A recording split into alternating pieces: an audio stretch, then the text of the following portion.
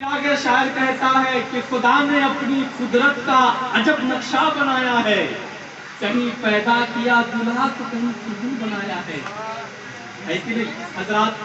مذہب اسلام کے متعلق قرآن کا اٹل فیصلہ اور مستحکم اعلان ہے، ان الدین عند اللہ اسلام، بے شک اللہ کے نزدیک پسندیدہ دین مذہب اسلام ہے۔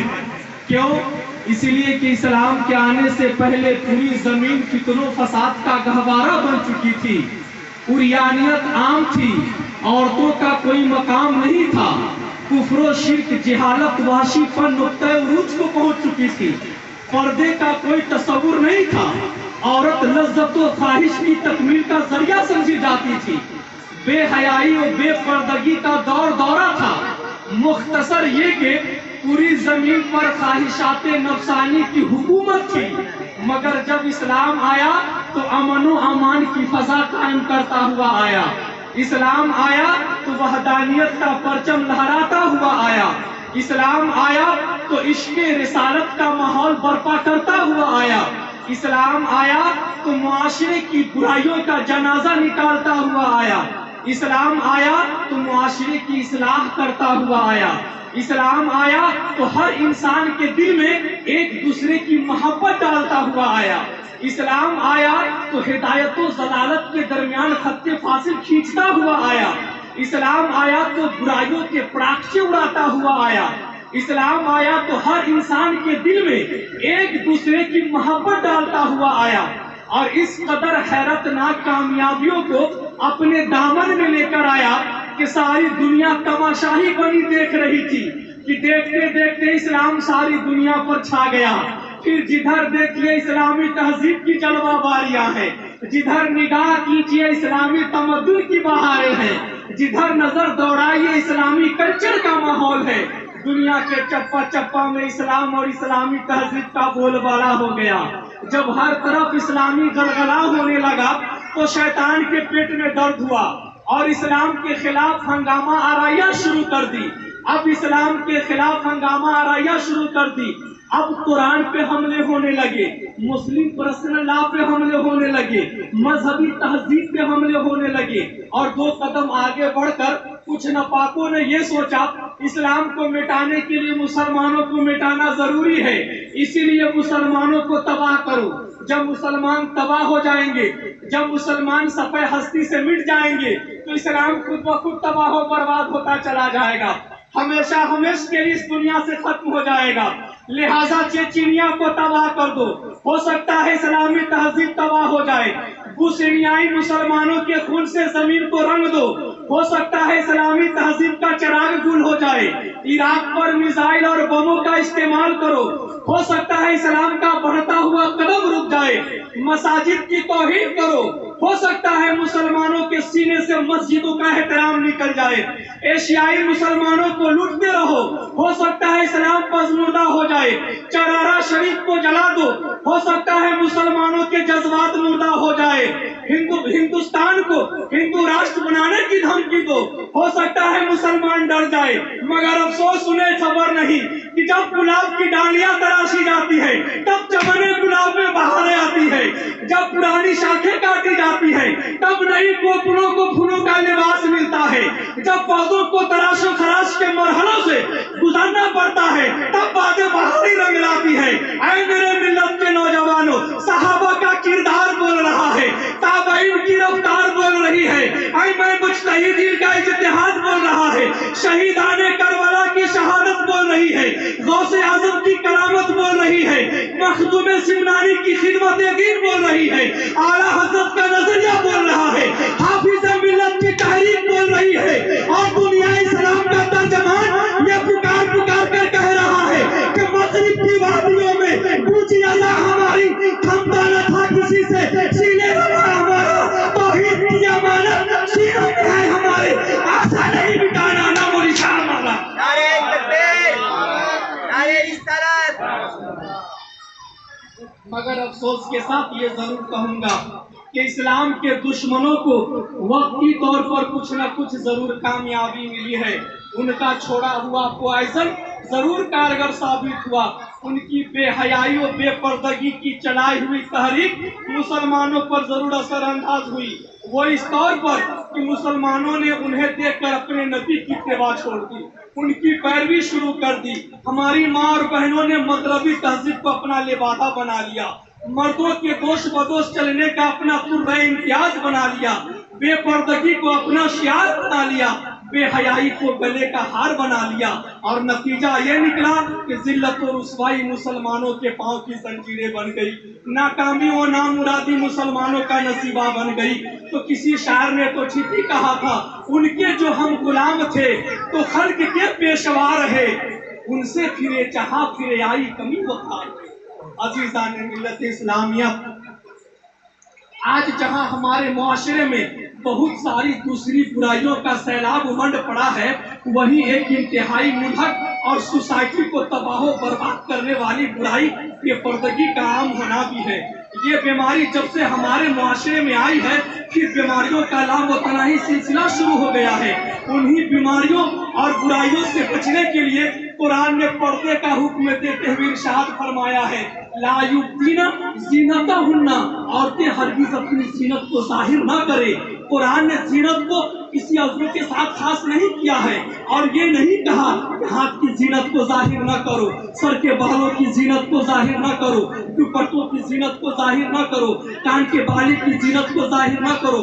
कुरान ने न जीनत को खास किया न अज़ू को खास किया, बल्कि आम ऐलान फरमाया है, ला युब्दीना ज़ीनतहुन्ना, ताकि मुतलक फरमाया है, ताकि मोमिना औरत, पारसा साले औरत जब कुरान का हुक्म सुनेगी तो अपनी हर जीनत को गैरों से छुपा के रखेगी, अपने नाज़ो अंदाज को पर्दे में रखेगी। जब औरत पर्दे का एहतमाम करती रहेगी तो फिर बुराइयां जन्म नहीं ले सकती है, बेहयाया पैदा नहीं हो सकती है, न ज़िना बिल रज़ा हो सकता है, न ज़िना बिल जबर हो सकता है। क्यों? इसीलिए कि पर्दा पूरी नजरों के लिए दीवारें आहीन है, पर्दा तहफ़्फ़ुज़ पाकशाही के लिए मजबूत किला है, पर्दा इसको पाकबाजी के लिए ज़ीनत व ज़ेबाइश है, पर्दा पाकशाही की पहचान है, पर्दा मोमिना औरत की शान है, पर्दा सैयदा फातिमा ज़हरा की सुन्नत है, पर्दा वस्फ़ इम्तियाज और तकाज़ा फितरत है, पर्दा आईना इस्लाम और नजरिया कुरान और सुन्नत है। और सबसे खुशी की बात तो यह है कि पर्दा अल्लाह और उसके रसूल की खुशनुदी का सबब है। पढ़िए दुरूद पाक अल्लाहुम्मा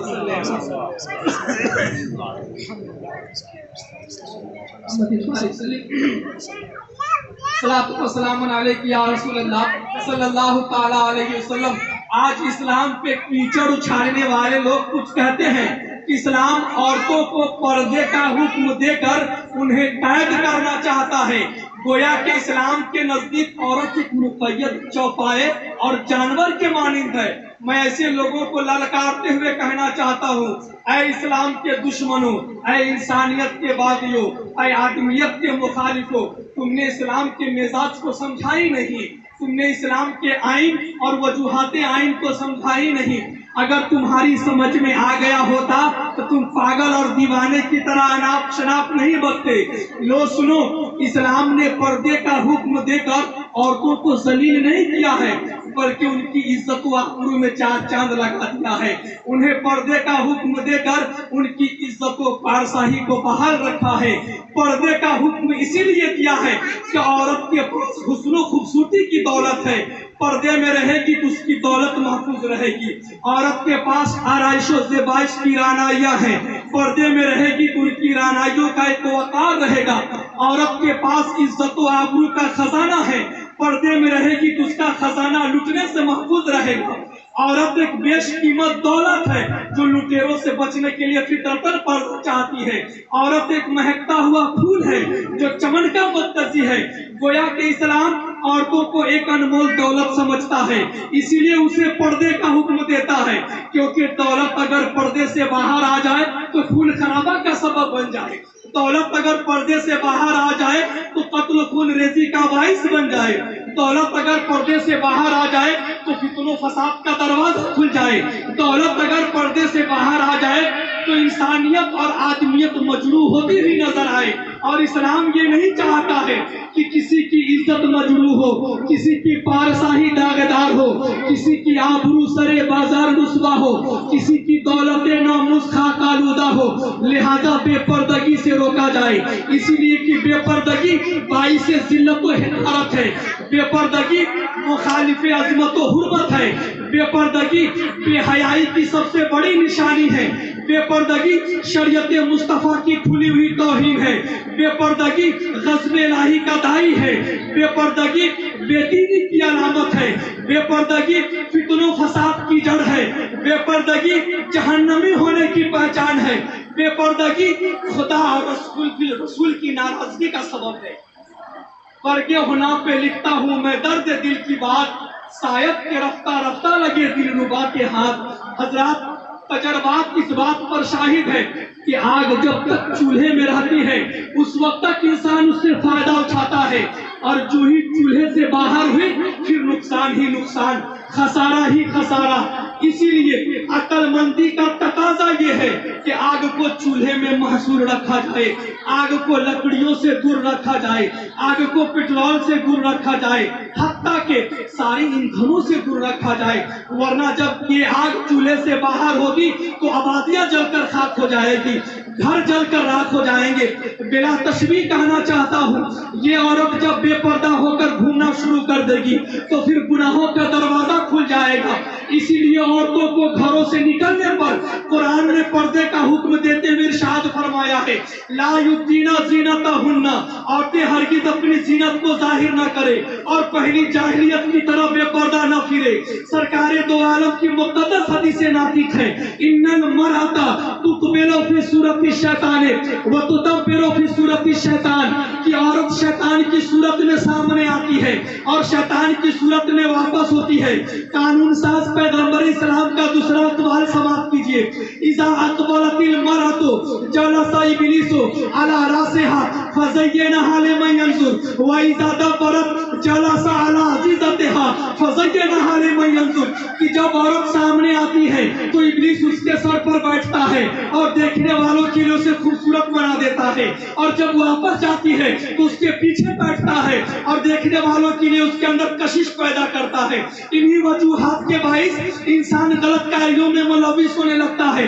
اسلام نے اجتماعی و معاشرتی زندگی کو پاکیزہ منظر رکھنے کے لیے عورتوں کی بے پردگی اور گھروں سے نکلنے پر پابندی لگا دی، مگر ضرورت کے پیش نظر شریعت نے اجازت دی ہے کہ عورتیں پردہ کے ساتھ چند مقامات پر جا سکتی ہیں۔ پہلا ماں باپ کی ملاقات کے لیے، دوسرا ان کی عیادت کے لیے، تیسرا ان کی تعزیت کے لیے، چوتھا محارم کی ملاقات کے لیے، پانچواں اگر داعیہ ہو تو جا سکتی ہے، چھٹا مردہ نہلانے والی ہو، ساتواں یا اس پر کسی دوسرے کا حق آتا ہو یا اس کا حق کسی دوسرے پر آتا ہو، ان سب صورتوں میں شوہر سے اجازت لے کر یا بلا اجازت جا سکتی ہے۔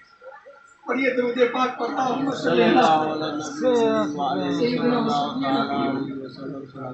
مولانا محمد مالک صلی صلاۃ و سلام علیک یا رسول اللہ۔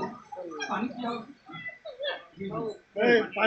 حدیث میں مذکور ہے کہ مکی سرکار مدینے کے تاجدار، تخلیق خدا بندی کے عظیم شاہکار، گلشن ہستی کے اولین فصل بہار، نائب پروردگار، شفیع روز شمار، مضطرب دلوں کے قرار، جناب احمد مجتبیٰ محمد مصطفیٰ صلی اللہ تعالیٰ علیہ وسلم تشریف فرما ہے۔ قلب اطہر مضطرب و پریشان ہے، آنکھیں اشک بار ہے۔ حضرت علی تشریف لائے اور آتے ہی عرض کیا، یا رسول اللہ، آپ کی آنکھوں سے اشکوں کا سیلاب کیوں جاری ہے؟ اے روتوں کو ہنسانے والے پیغمبر، آپ کی آنکھوں سے آنسو کا دھارا کیوں بہ رہا ہے؟ اے بے قراروں کے قرار دینے والے آقا، آپ کا قلب اطہر کیوں بے قرار ہے؟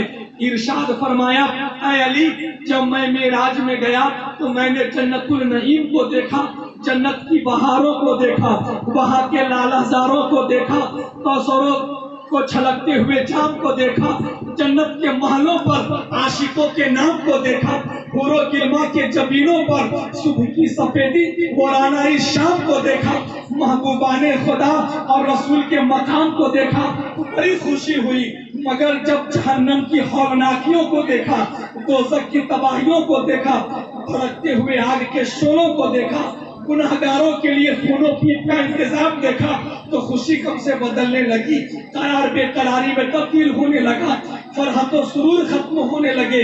एक मंजर देखा था जिसकी याद ने आज फिर रोने पर मजबूर कर दिया है।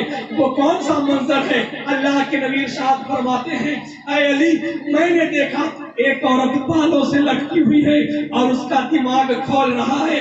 ये वो औरत है जो अपने सर के बाल गैरों को दिखाया करती थी। एक औरत को देखा कि इस तरह लटकाई गई है कि चारों हाथ पांव पेशानी की तरफ बंधे हुए हैं, उस पर सांप और बिच्छू मुसल्लत है। ये वो औरत है जो अपने शौहर की इजाजत के बगैर घर से बाहर निकलती थी, हैज़ो नफास में गुस्ल नहीं करती थी। एक औरत को देखा कि उसका जिस्म आग की कैंची से काटा जा रहा है। ये वो औरत थी जो गैरों के लिए सीरत करती थी, खिदमत करती थी।